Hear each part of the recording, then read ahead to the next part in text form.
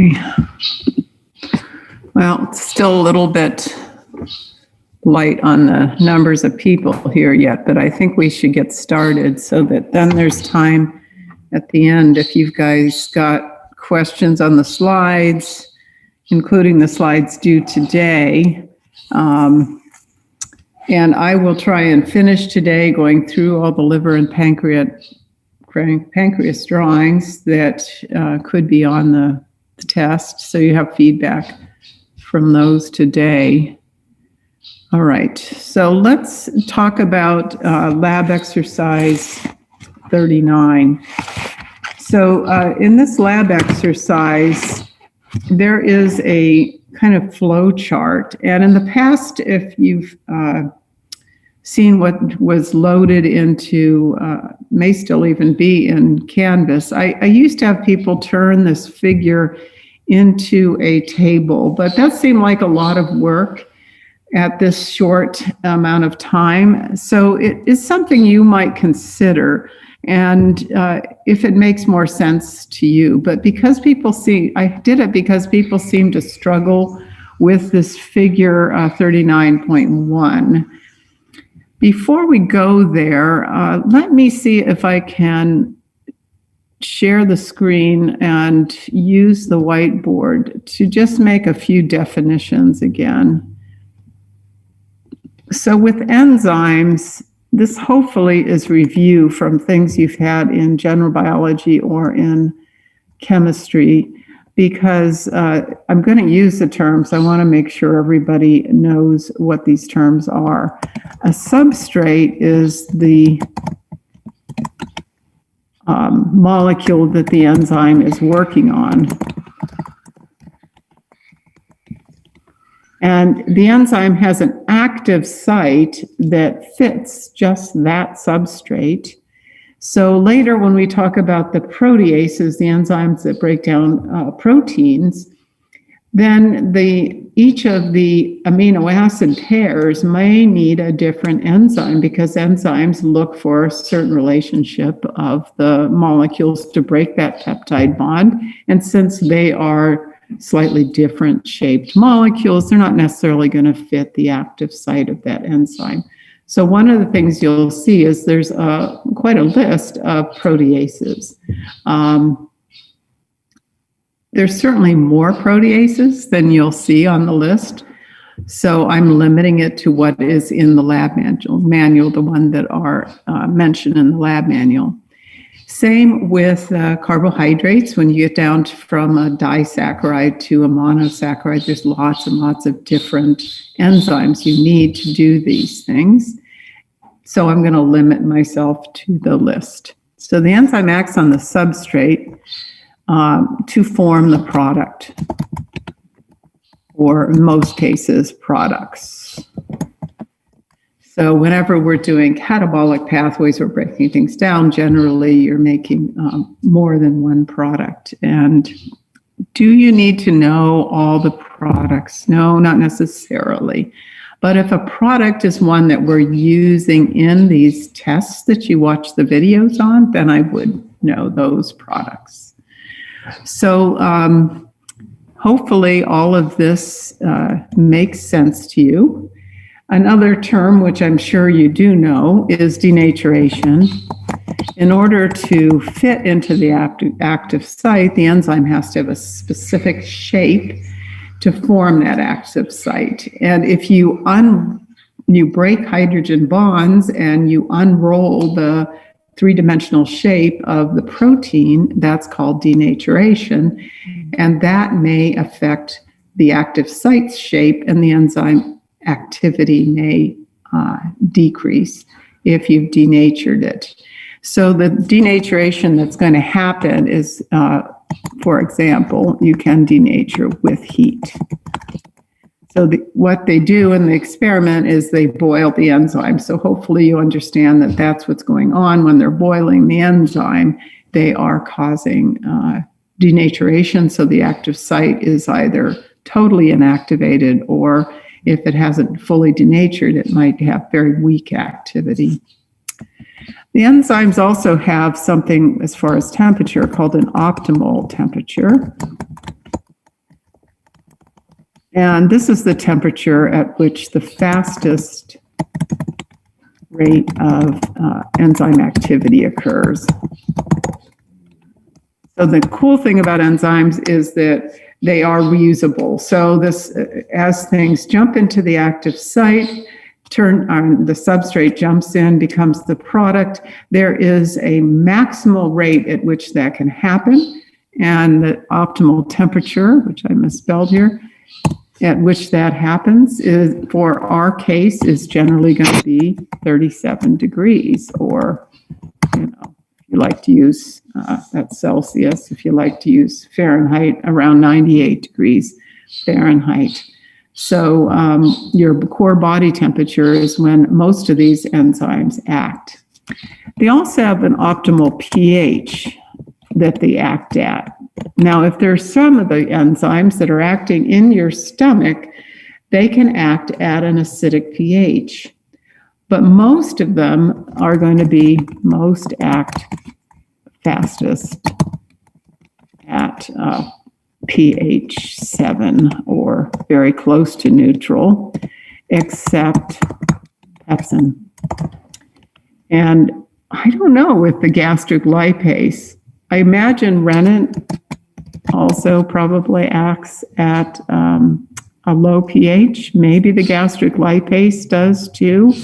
They don't say much about it in the book, so I certainly wouldn't ask about it. But I would know that the ones acting in the stomach are probably acting at around pH 2 best.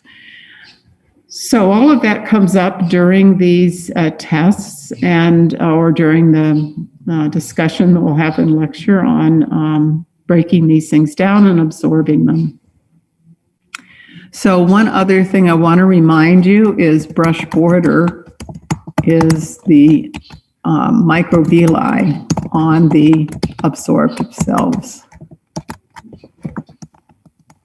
of the small intestine, especially the duodenum.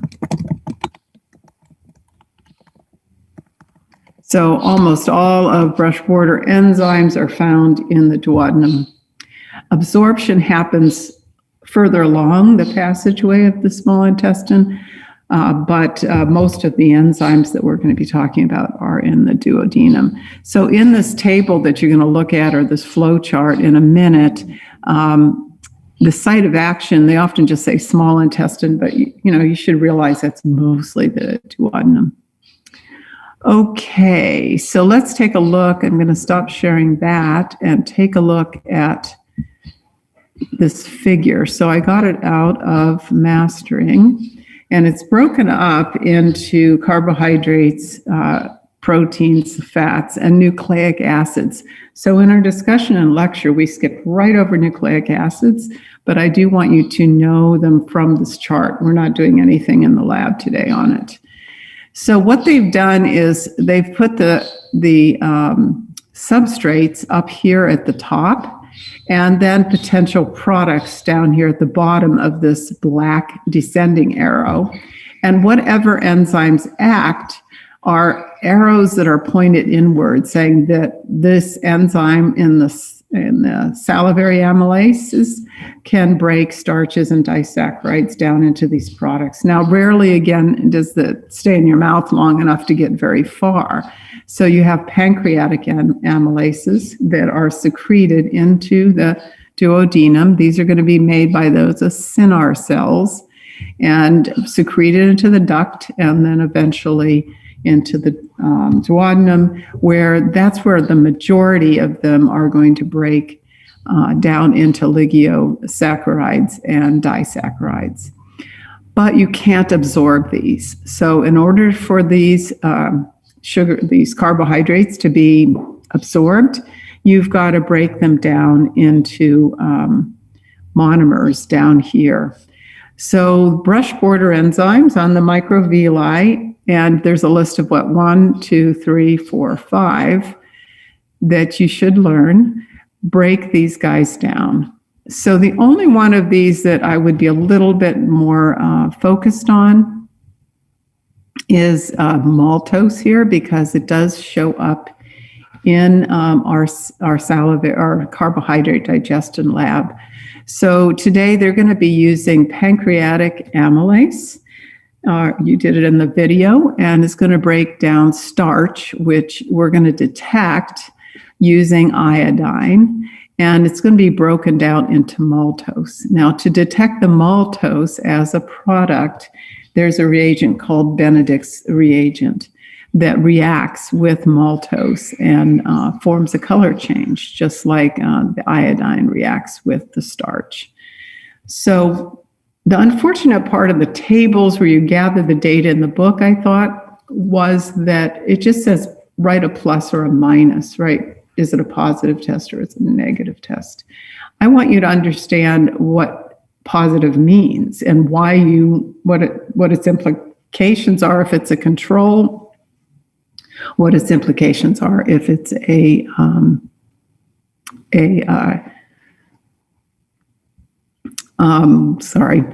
it's a experimental one. I got ahead of myself mentally because I started to think about this last column. Don't worry about this last column over here, the path of absorption. It is part of the exam.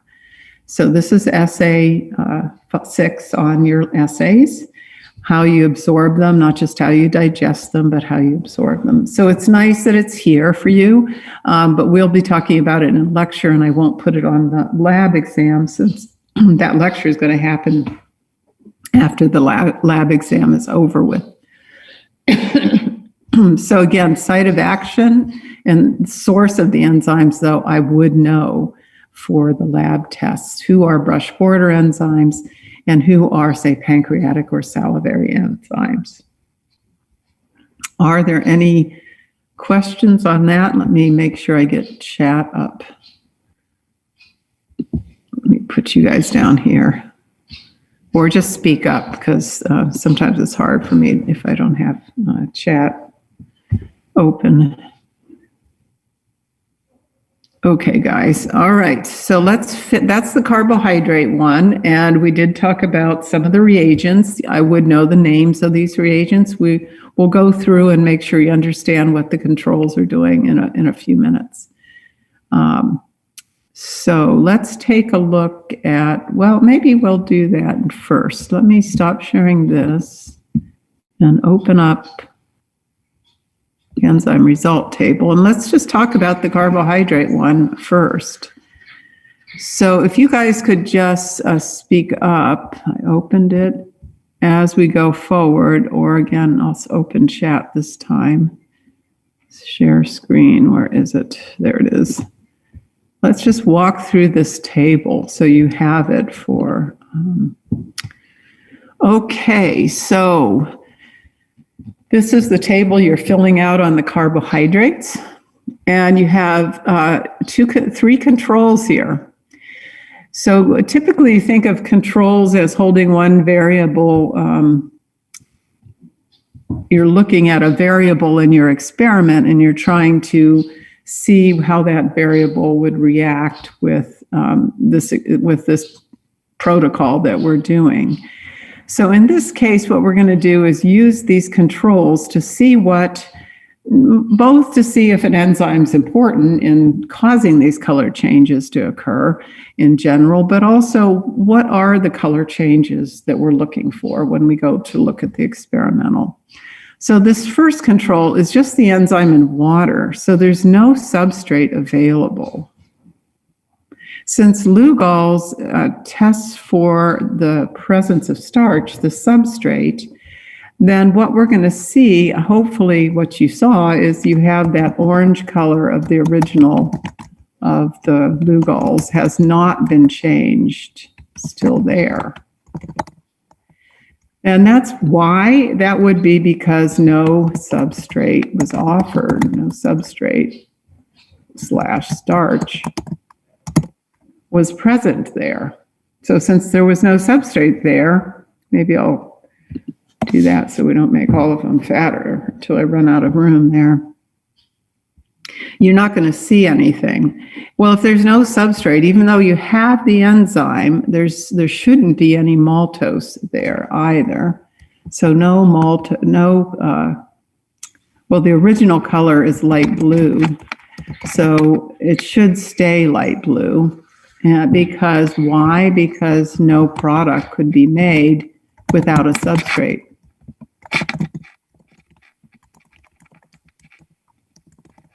Hopefully that's really obvious, but this is the idea of what I want you to do for the reasons, not just know what the colors are and, what reagents were there.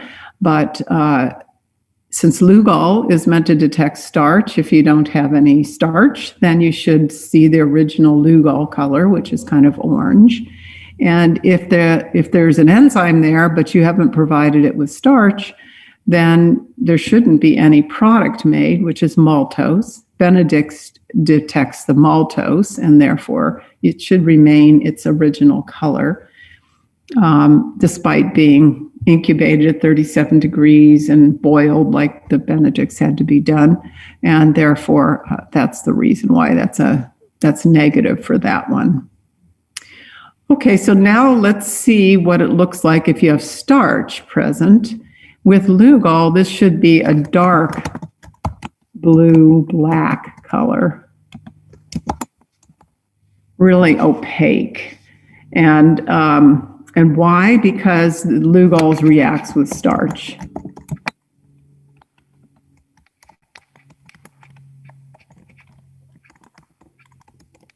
Thus detecting it. Substrate. So if nothing were to happen, even though an enzyme were present in the experimental tube, then it should just look like this. The substrate would be unchanged. Since you have no enzyme in this one, you really shouldn't have any maltose present. So let me copy this. So this guy should look exactly the same, right? I shouldn't say without an enzyme.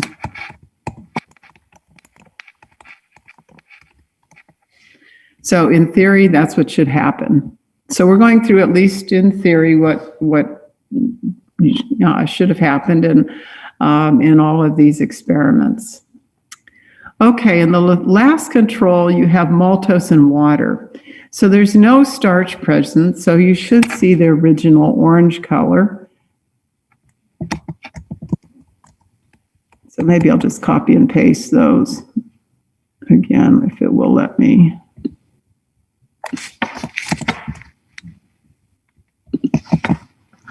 Because there's no starch present, you shouldn't have any Lugol. On the other hand, now you get to see what it looks like when the Benedict's does. And this was kind of an orangey color, if I remember right. Orange and opaque, unlike the orange of Lugol's, which is kind of clear. And then, and I'm doing most of this from memory, so you're detecting the product maltose. That's not the only product that amylase makes. It makes two monosaccharides, but we're only detecting the maltose one. All right, so finally, those are the controls. Does anyone have any questions on the controls? Why you're doing these controls? What they're doing, what they're detecting, anything? I think they updated Confer Zoom, because I don't finding the controls that I saw before. Anyway. All right, I don't see anything. You'll have to speak up since I'm not sure I'm seeing chat or finding chat as easily. All right, so what about this guy? Well, you killed the enzyme here. So in effect, it should be like the enzyme isn't present because you denatured it, but you did provide it with a substrate.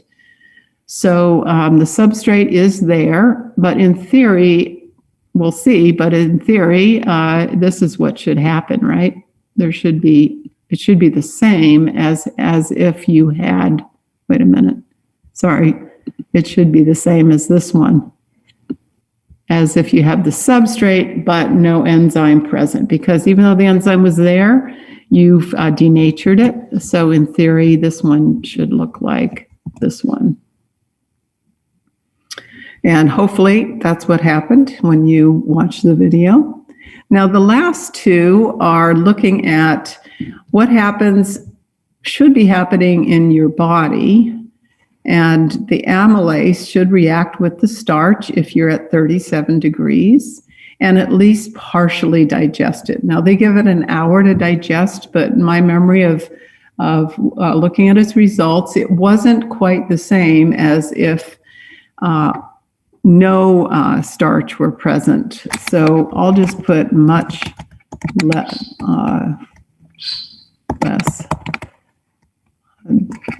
blue black. Oops, I hit the wrong thing. Hit the wrong thing again. Blue black. It had probably little crystals of blue black. So what that meant was there was most of the starch was digested. So starch is a huge, huge molecule. Now it may be that that not all of it is even digested in your digestive tract. You may have some of it move on, and not get past where the amylase can act on it and end up in your feces if you have enough starch in it. But most of the time, it is spending enough time in your duodenum to be more than an hour, so it is digested.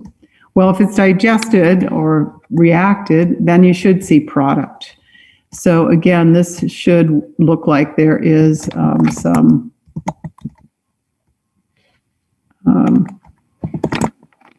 maltose present. So I don't know that it looks exactly the same as our control, but it looks pretty close. And that means that maltose was generated.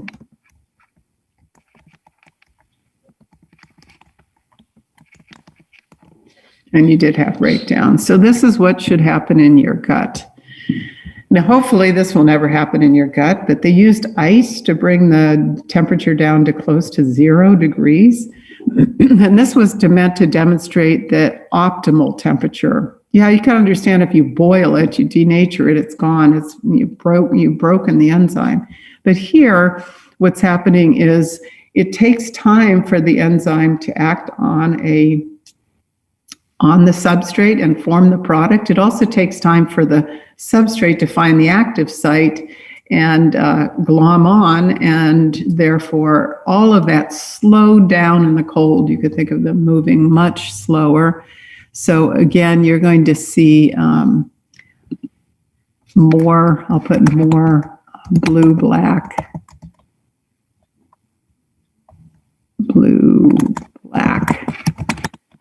than at 37. But it's not like it's not there at all, 37 degrees. So that, in theory, is what should happen. It shouldn't look like there was no digestion, because you'd be amazed how quickly amylase acts. And so when it does, it can react somewhat, even when it's very, very cold and not at the optimal temperature at all. I forget, I had some sort of number, but I think it's something like the average enzyme can make 10,000 products a second. So they work very rapidly. So even when you slow them down, they'll still be there. So some starch managed to be digested. Despite slow rate. Okay, and once again, you'll see it. This should have been lighter orange. So some product is made as well.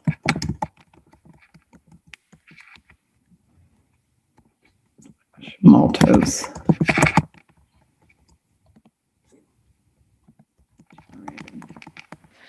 Okay, has anyone not gotten these results?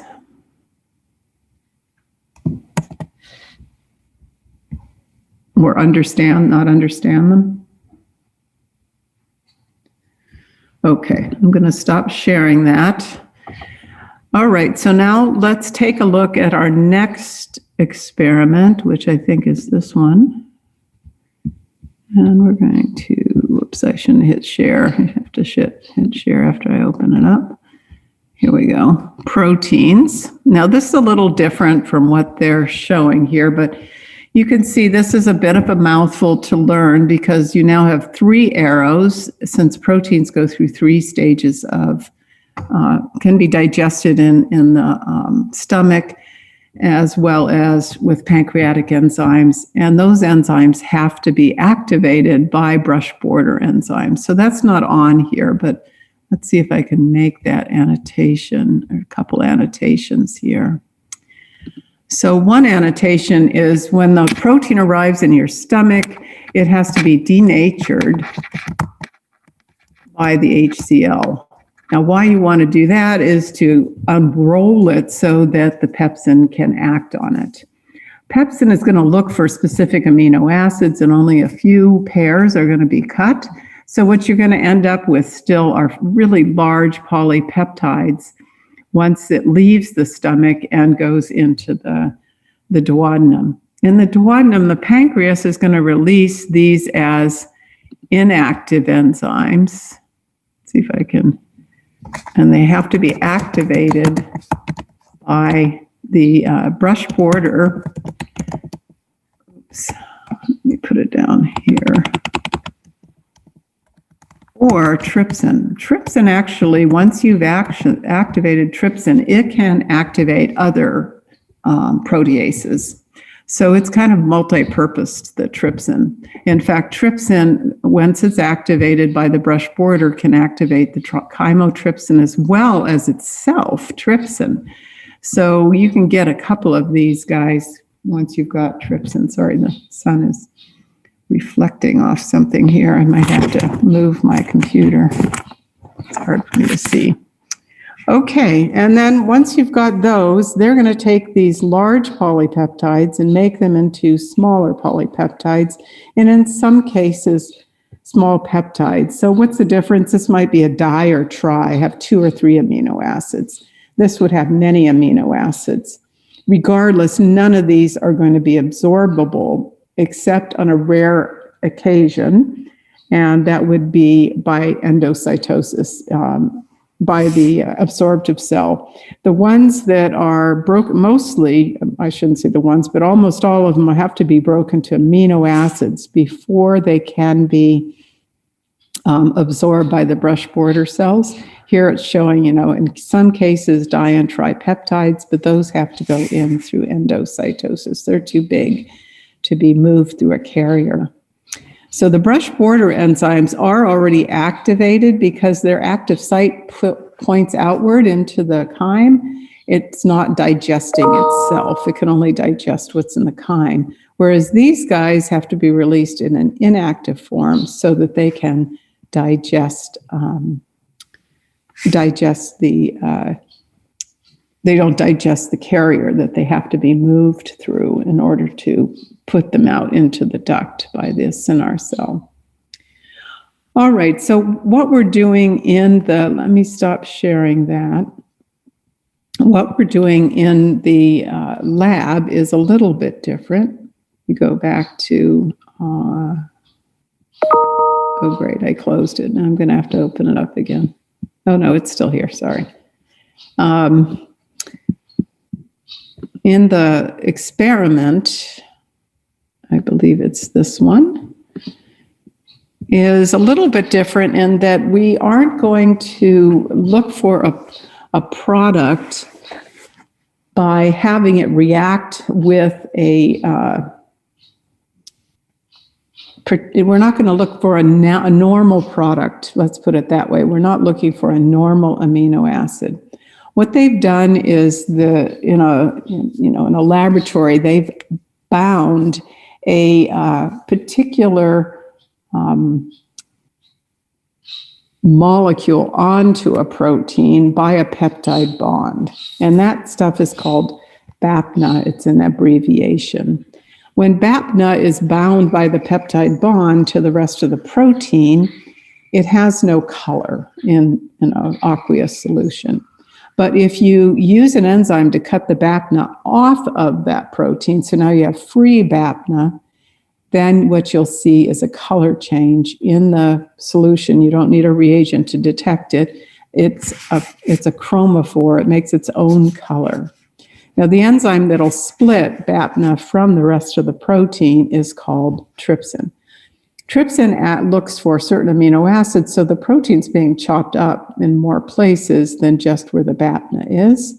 But what we'll see is when BAPNA gets cut off, you see this yellow color. So once again, we have a couple controls so that we have something to compare our experimentals to. And here we have a control similar to what the first control was in the carbohydrates, where you just have the enzyme and water. You have no substrate. So this should look clear. And why? Because no substrate is present for the enzyme to release the BAPNA. So the only way you get color is if you have free BPNA. Since there is no substrate, there's no BPNA, and therefore it should just stay clear, which I'm sure is what happened. This control shows what it looks like when there's free BPNA without even having digested it. This is a control that should look light yellow. And that means this is what it would look like with the product. The color product produces. Okay, so once again, we did the same thing we did in the carbohydrate and boiled the enzyme to inactivate it. So this should be, whoops. I think I did this wrong. The BAPNA is the protein, so we have no enzyme here. So this, sorry, you should stop me if I do this. I get ahead of myself sometimes. This should also be clear because no enzyme was present to produce the product. The free BAPNA, I should say, free BAPNA. Okay, so this one's boiled, so no enzymes there. You have this BAPNA bound to the protein, and so the enzyme doesn't work. So it's almost like this one. You don't have any enzyme, so it should also show up clear. This experiment is, again, at core body temperature, and when the enzyme works on the protein, it splits the chromophore off. Now that looks like it's light yellow. And that meant chromophore has come off. Rest of protein. I see something in chat popped up. Let me see if I can figure out how to, there's chat, okay. I just wanted to let you know that the first video for Emily is wrong. Is wrong in what way? It sends you to the wrong video. It sends you to a instructional video about how enzymes work and not the actual lab. Okay, sorry. Well, yeah, that's why I was really confused at the beginning. I was like, what's going on? Okay.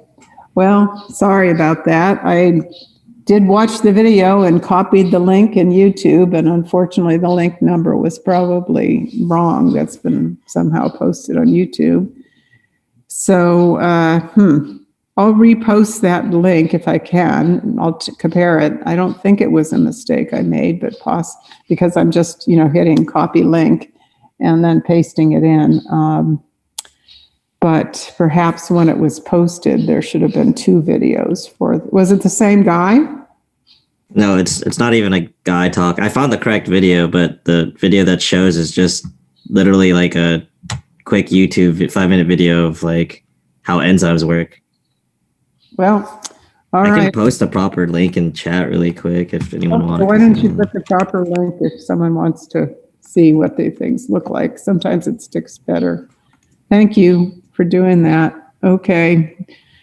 You guys are all beta testers. What can I tell you for a lot of this stuff?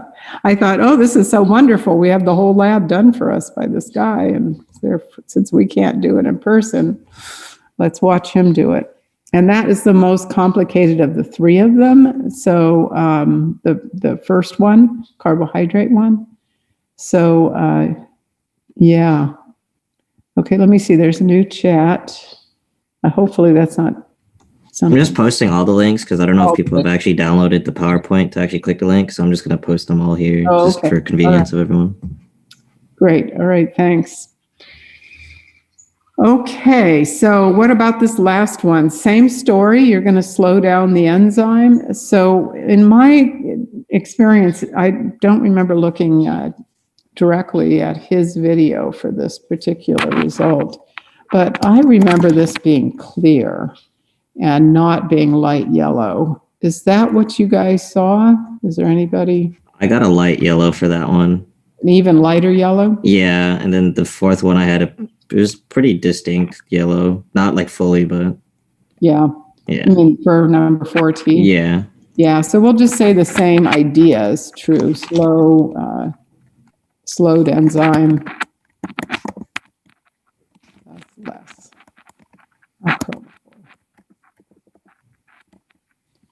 It got down here. All right.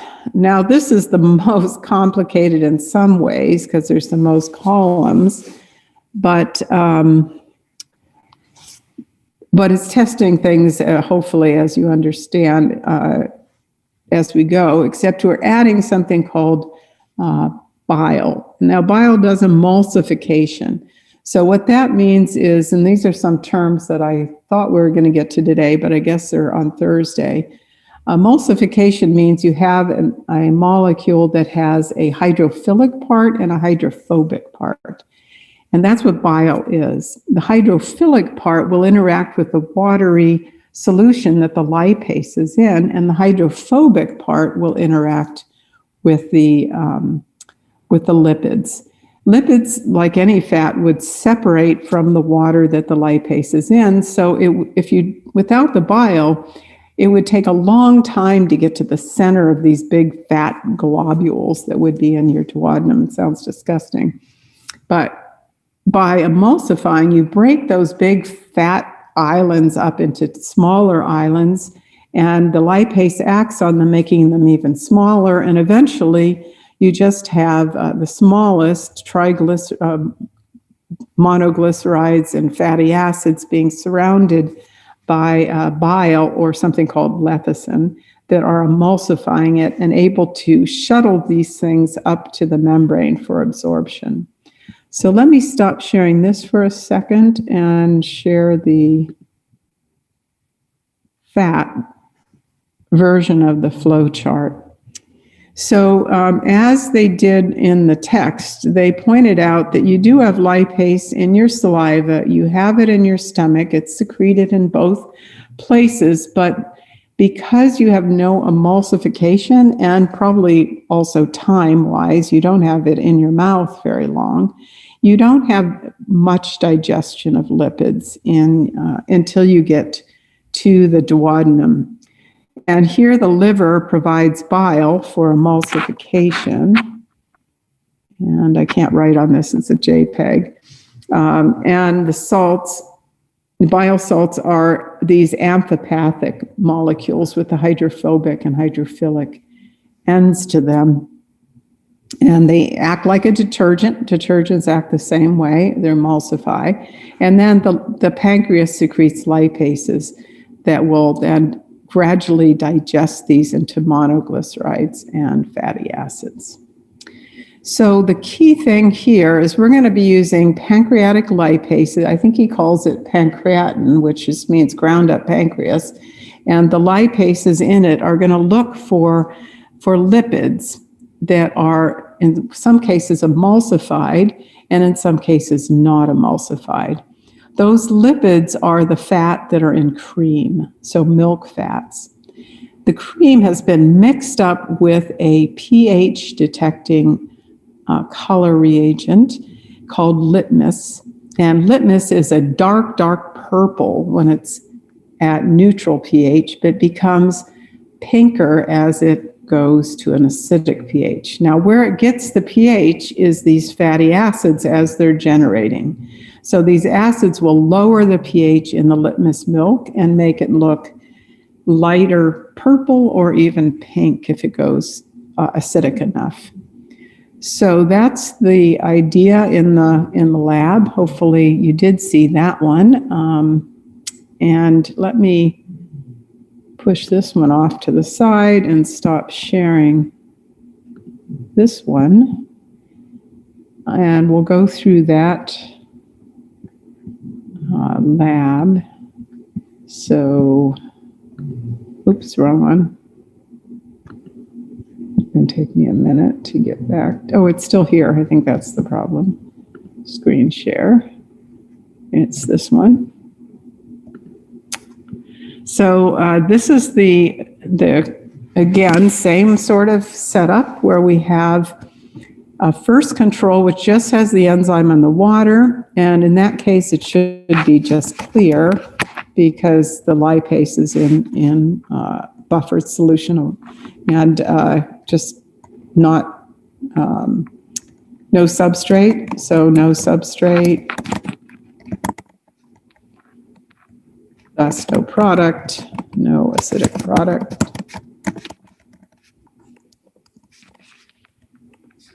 This guy is the litmus cream in water. Now, why do you add the water? Well, because when you add the enzyme, you're going to add water. So, and it's all of this is being done at core temperature. So this is dark purple. And it's that color because the pH is neutral. And that is the color of litmus milk at neutral pH. Maybe I'll put this litmus milk detects neutral pH.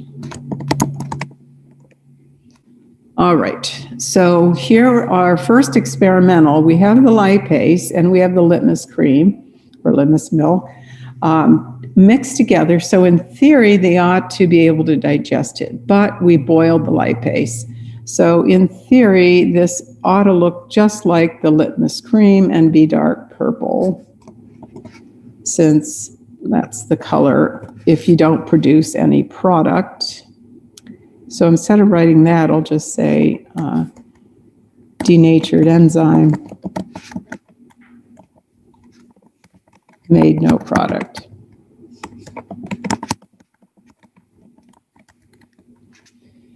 Okay, the next one, we have the litmus milk and the lipase. It's at optimal temperature, so we should see a reddish color here. And that's because fatty acids produced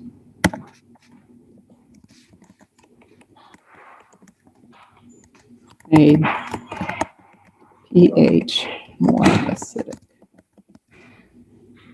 Okay, hopefully that's what happened.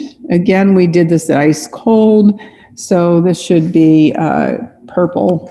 It might even be a little lighter purple because, again, enzymes work pretty fast. Slowed rate of fatty acids produced. So pH closer to neutral.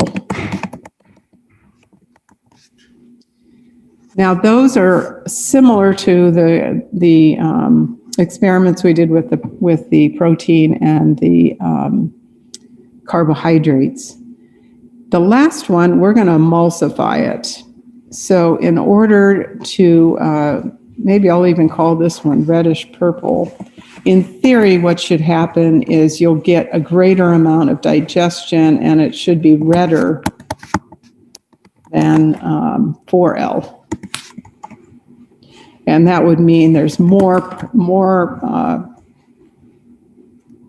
area for lipase to act on when emulsified.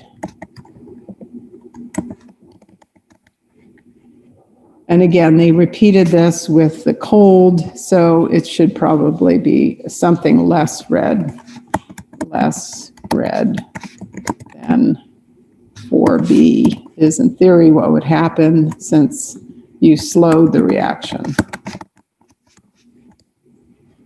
And maybe a little bit redder than 5L. I don't know what you saw. Did you want the results from the video, Professor? Sure. So 4L was pink. 4L pink. Mm-hmm. Yeah, and then 4B was like completely red, and 5B was like purplish. It was like light purple. And 5L was purple. Purple, very close to what was the original one. Yeah, it was it's like a bit lighter, like maybe like half a shade lighter. But yeah, 5B was purple. These, but I also wanted to go through, it sounds like it came out perfect. I wanted to go through the theory, what theoretically, because it's always good to do that with an experiment, and then see whether it matched, and it sounds like it did match. So all of this makes sense to you folks? Okay, before we leave, let me stop sharing this and go into reviewing. I wanted to bring up an issue with this figure, which we've ignored. Oops, that's proteins, which are nucleic acids. And I mentioned this in an announcement because I'm not sure why, except maybe they ran out of the length of the page here, that they didn't put the intermediary products. And I wanted to add those. Plus, I found in the past that, in fact, maybe what I'll do is share, instead of sharing this screen, well, maybe I haven't shared any screen yet. Let's share the whiteboard for a minute. I want to remind you, let me get rid of all of this. Well, maybe not. Maybe we'll leave that up and I'll just put it over here if it'll let me. That nucleic acids are the macromolecules, and they are made up of repeating units called nucleotides. Most people remember that. What may have been forgotten are nucleotides are made up of a 5-carbon sugar, nitrogenous base, and a phosphate group. So unlike the other ones where you have, say, sugars, you'd make them into disaccharides would become monosaccharides, or dipeptide would become 2 amino acids. Here you've got 3 parts that have to separate from each other as you digest it.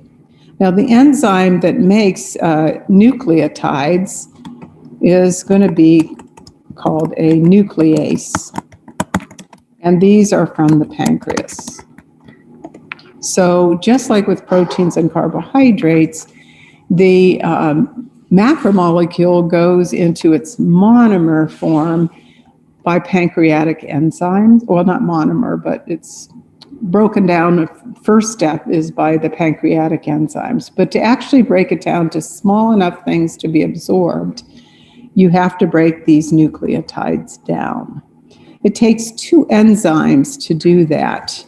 One enzyme, these are all brush border enzymes. One enzyme takes off the phosphate group. And so it's called a phosphatase. They remove the phosphate group. The other enzyme breaks the sugar from the nitrate, splits nitrogenous base from sugar, and those are called nucleosidases. A nucleoside is basically the 5-carbon sugar and the nitrogenous base still bound to each other. So the order at which this happens, it doesn't have to necessarily be the phosphate off first and then these guys split it. These don't happen to happen in any particular order. So for whatever reason, they had left some of this off here, and I can't write it on, unfortunately. Like I probably should have downloaded this into something other than a JPEG, so I could edit. But right now, I'm not in an editing mode on this figure. So let me just point out that right here, there ought to be nucleotides. So then you can understand that those nucleotides are being then split by the phosphatases and the nucleosidases on the brush border to become these three products. So they're missing one product in that figure.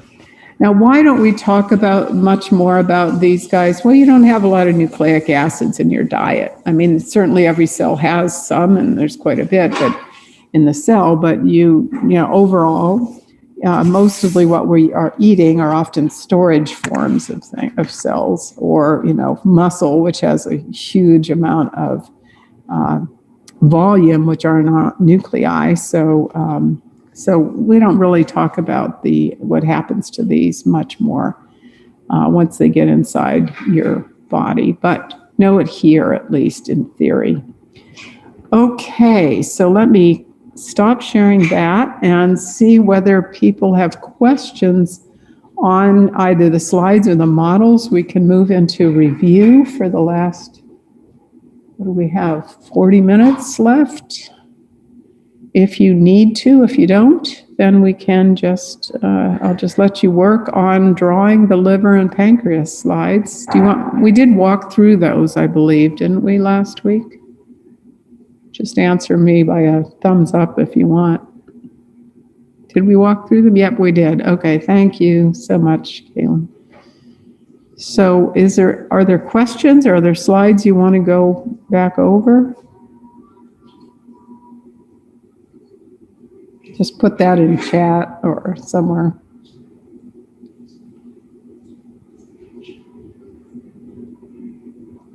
Okay. I guess not. I guess you guys just want to draw your slides. I was a little bit disturbed by the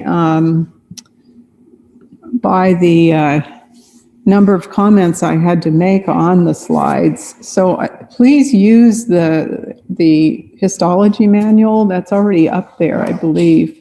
It's been uploaded if you are confused or you saw a comment and you didn't know what I was talking about. Otherwise, you could just draw the liver slides, and let's make sure you've paid attention. If you'd like, we could come back and do things on the earlier models. I'm available. So if anyone needs anything, just shout out. Otherwise, I know some of you like to go into a breakout room. Is there anyone who wants to do that?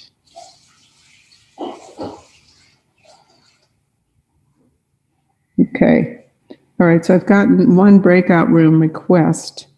And then I think it sounds like you guys think you can handle this using the study guide, the slide drawings. And I did post lists of things to label for where they were missing out of the study guide. So make sure you know what you're labeling. All right. And I will see you on Thursday otherwise. Okay, let me make the breakout room that's requested. And I just call out if you need some help. All right, let me create it before I forget. Let me make the time longer. Okay, and then let me assign. Okay, no.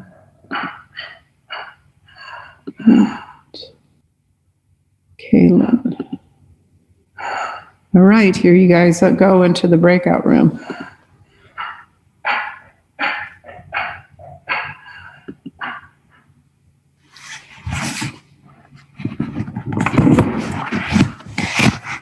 All right, let me turn my sound up.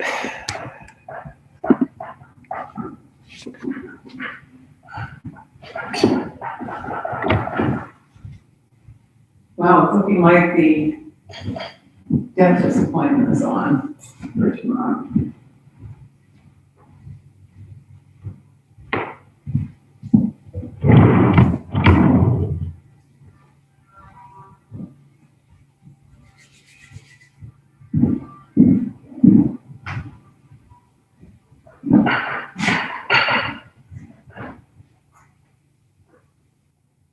you put that on this, this box up there? What? The box on the steps? You haven't done that. No. Did they get the mail of the mail or just? No. I just got that. Do it.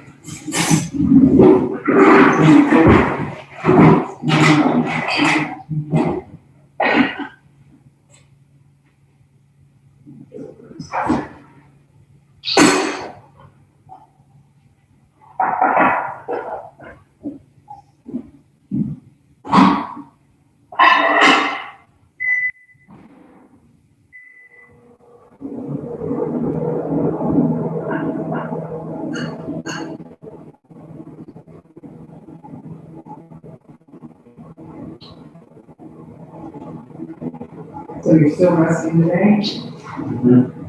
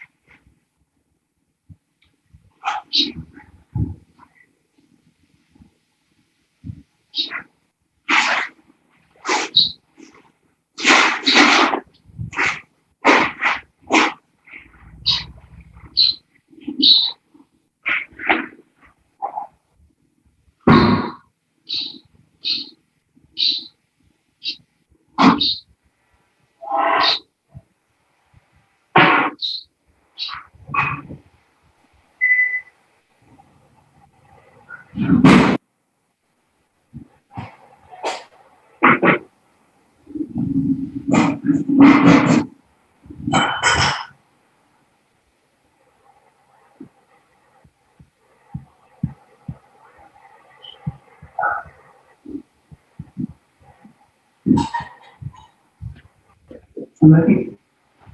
Reading. What? Yes, they're reading.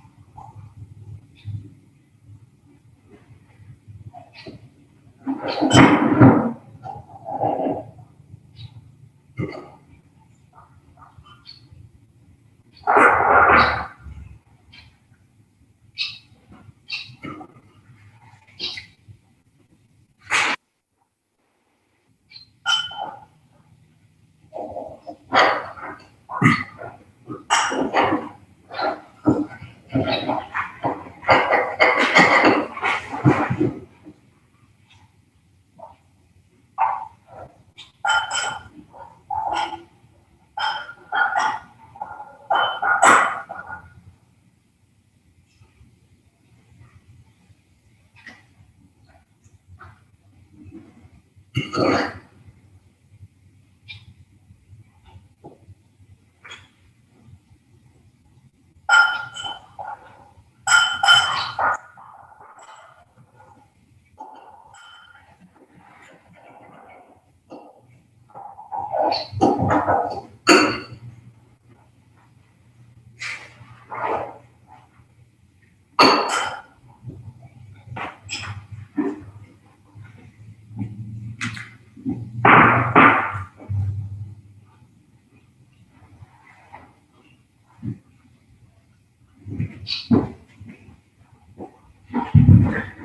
ever ask you to get down?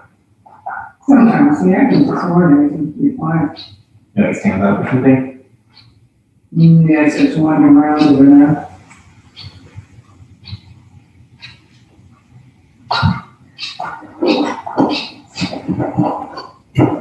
I was gonna ask you to take them out, but he was so quiet, I didn't bother. And I take them outside, the sun's shining. You can't see the deck, so he probably doesn't know. Yeah, he doesn't know, but I maybe we can enjoy it, you know. He was so quiet and sleeping, I just figured. But sleeping dogs lie, that's the thing.